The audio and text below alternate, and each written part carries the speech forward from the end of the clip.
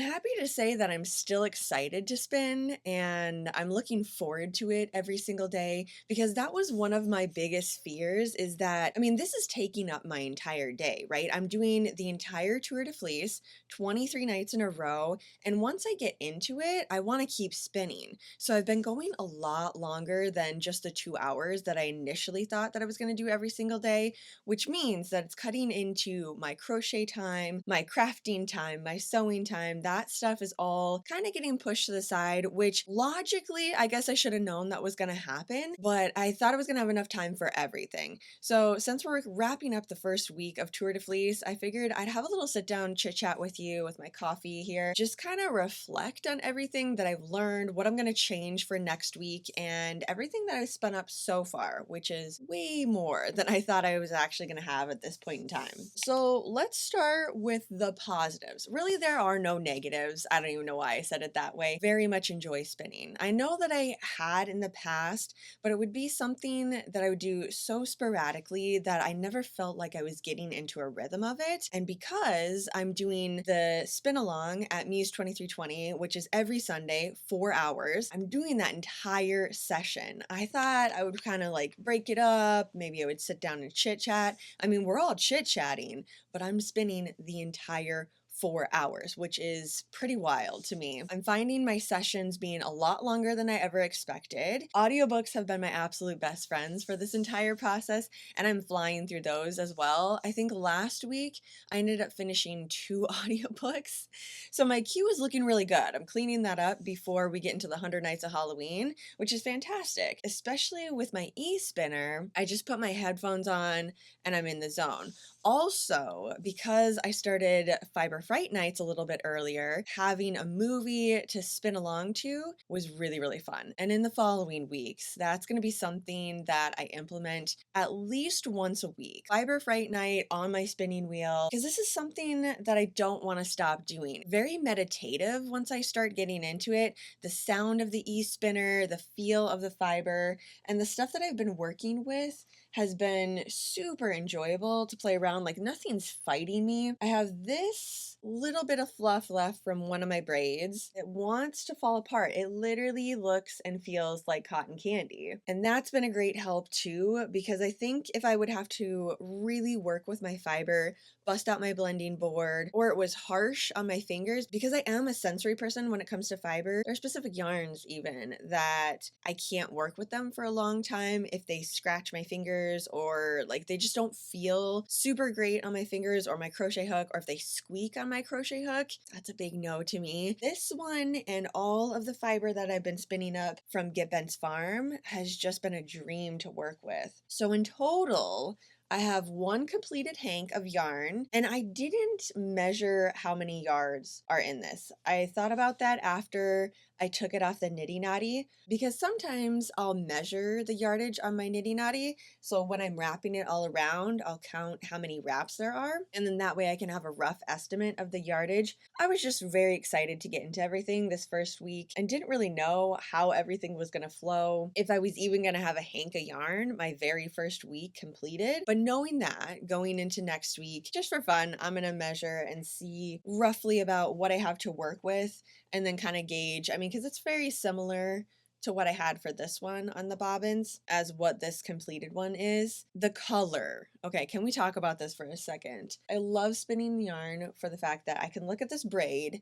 and think, okay, this is how it's going to turn out. And then I apply it with something else and it looks totally different than I thought the direction that it was going to go in the first place, but I love it so much more. Initially, I thought that I was going to do just this on itself. So I was going to do 2 full bobbins and then ply it together. Very, very glad that I added something a little bit different to it. This next one's going to be even more interesting because this base has a little bit of red throughout it. The other one had blue and I think copper or blue and green. Yeah. So there's little parts right here that you can see streaks of blue. And since I'm trying to turn this into an 80s horror inspired pullover sweater, I want the pops of color to go with the pink as well. The neon pink kind of ties everything all together, but the blue and then the bit of crimson, I think that's gonna look really, really nice. In total, I have this completed hank, these two, one little bit of purple, which this was something fun that I did with my mom. I'm not entirely sure what I'm gonna apply this with, but it's gonna be the very last thing that I spin. Like, I'm gonna keep focusing on this pink stuff right now, since I have a destination for this fiber and it's not just I'm spinning to see how much I can spin. I mean, in fairness, I am still doing that, sitting down every single day, seeing how much I can work up, but I do know an actual end project with it. And for this one, it was just my mom loves the color purple and I had the perfect roving braid to work up. This could be one that I just ply on itself. Someone had suggested making coasters, which I think that's a fantastic idea. So thank you for shouting that out because I never really thought about that with the fiber, but that would be super interesting and kind of a statement piece. And my mom does have an area that doesn't have any coasters, which drives me crazy because I'm always carrying my cup of coffee around and I want to set it down. Maybe she would like a set of coasters. I could get quite a few out of this bobbin just by itself too. And then I have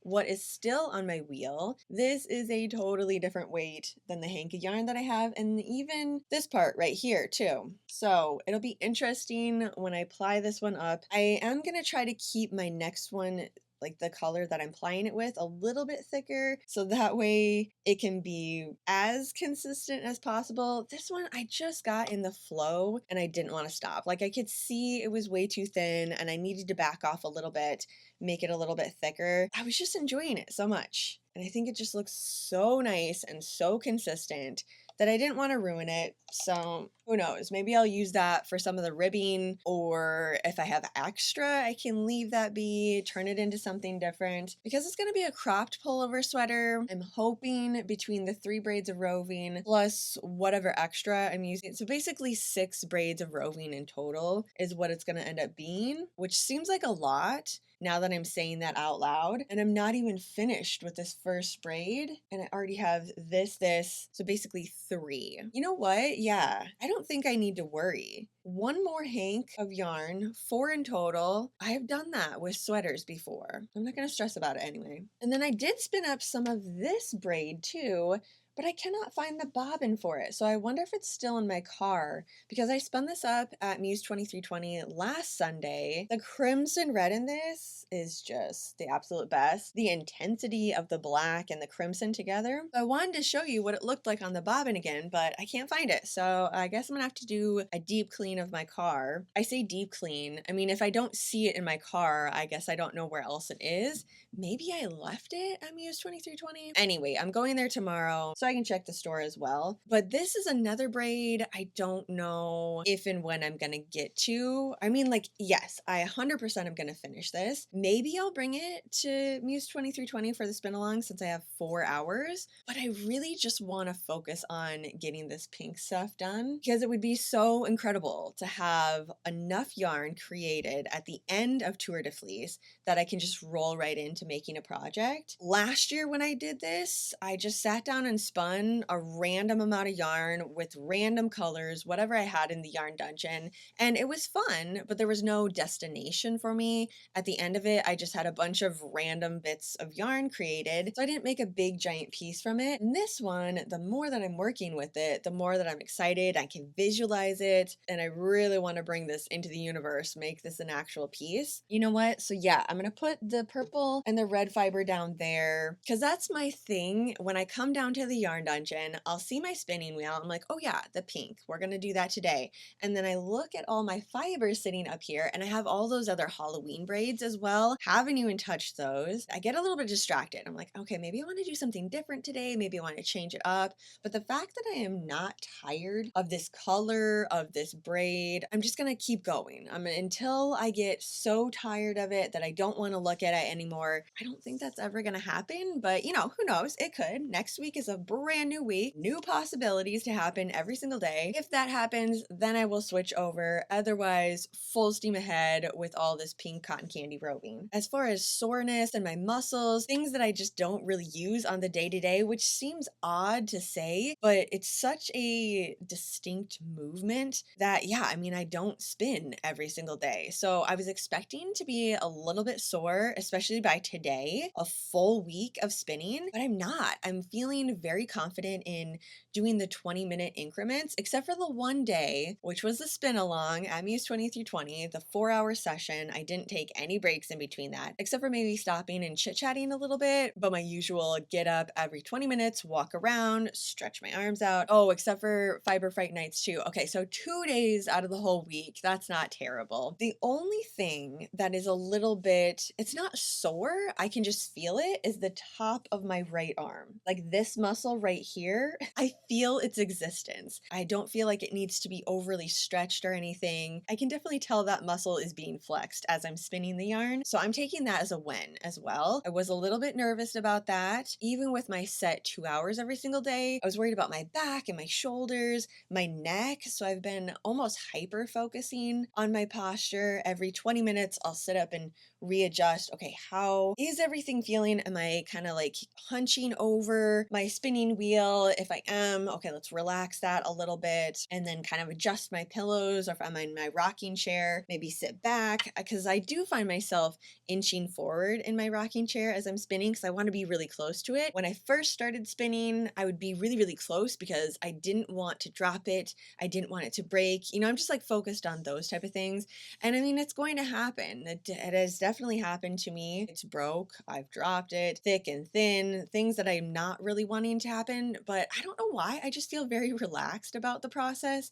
And I just kind of have the attitude of, you know, I'm going to try my best. But if something happens, it's okay. It's just going to be added characteristic into this final piece. And I'm just human at the end of the day. It's probably why I'm still enjoying the process too, because other times when I was spinning yarn, I would get so worked up about, oh, there's like a really big chunky spot and then there's a super, super thin spot. What am I going to do with that? Like, it's just not the way that I want it to be. So Roving and I, we've had chit chats and I'm like, hey, it'd be great if you could work with me. I will work with you. Things are going to happen and it's going to be totally fine. And I'm still going to work you up into something. So maybe that was the key. There isn't a single thing that I really am going to focus on changing. I love my setup. I love my e-spinner. That was something I guess that I thought maybe I would lean away towards, especially after seeing other people with their ladybug spinners and their parlor spinners with the manual foot pedal. I thought maybe I would want to lean more towards that,